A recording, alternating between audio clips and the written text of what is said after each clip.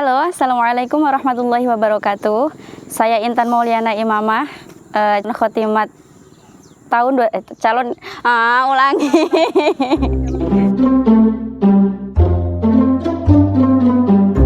Halo, Assalamualaikum warahmatullahi wabarakatuh.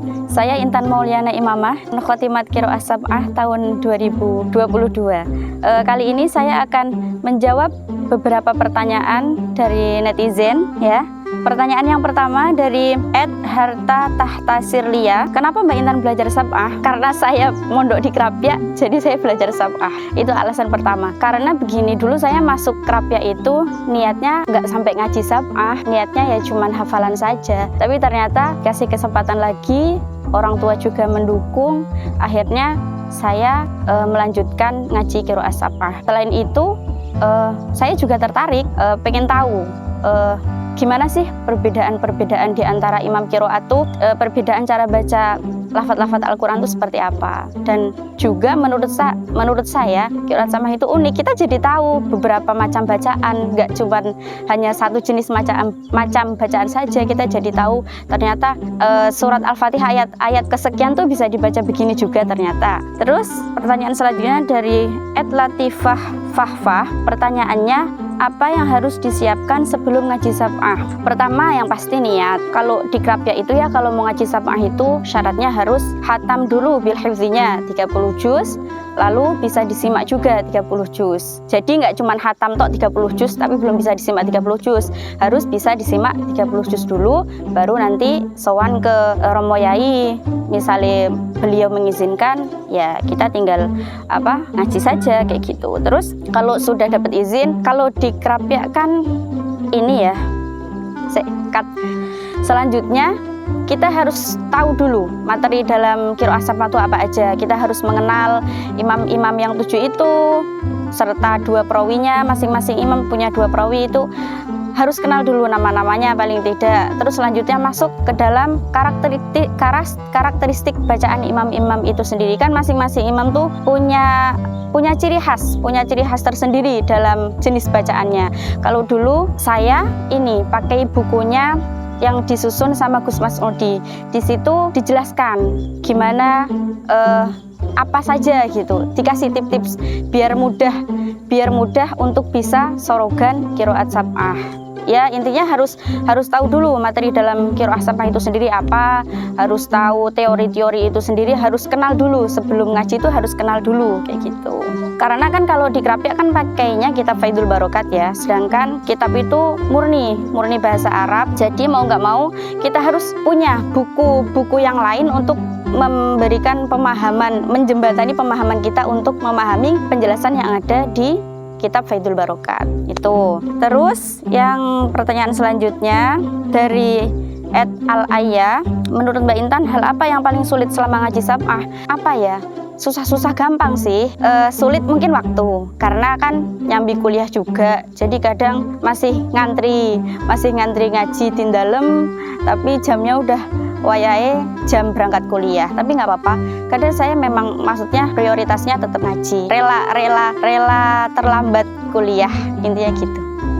Terus pertanyaan selanjutnya dari @fatim_Meka.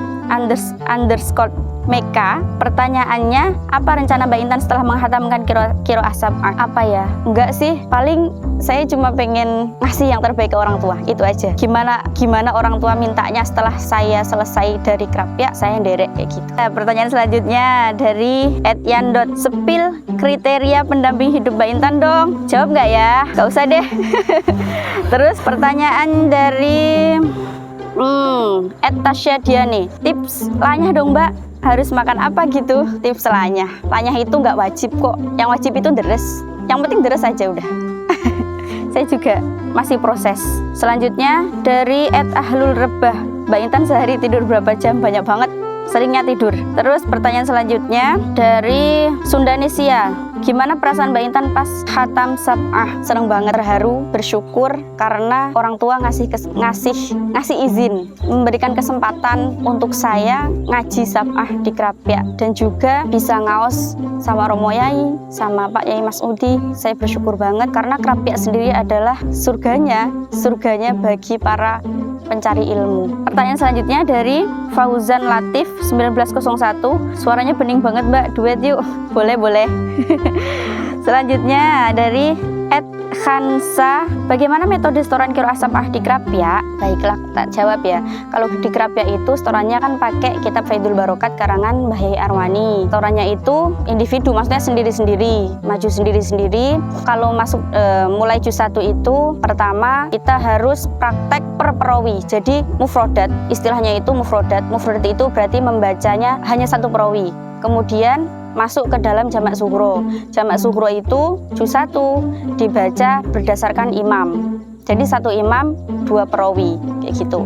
Terus kalau sudah juz 1 sudah diulangi sebanyak mufrodat dan jamak sughro dalam imam qiraat, selanjutnya masuk ke dalam jamak kubro. Jamak kubro itu berarti membaca langsung jamak per ayat dalam membaca langsung capek aku ngomong terus. Terus masuk ke dalam pertanyaan selanjutnya dari Fani Mafaza. Biasanya ngaji sab'ah sampai khatam butuh berapa tahun? Kalau santri putri biasanya 3-4 tahun.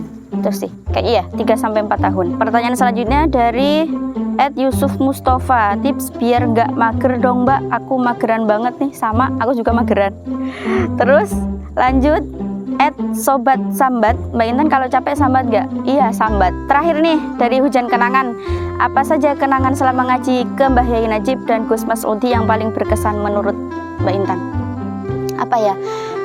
Saya sih ngerasanya paling seneng dan paling membuat hati saya tambah jumbar kalau habis ngaji itu Shadaqallahul Azim. Terus beliau menjawab yo atau yo Mbak gitu. Seneng banget. Rasanya tuh kayak misal lagi galau tuh udah nggak galau lagi, udah hilang gitu. Udah ya pertanyaannya. Sekian jawaban dari saya, semoga bermanfaat. Terima kasih. Wassalamualaikum warahmatullahi wabarakatuh.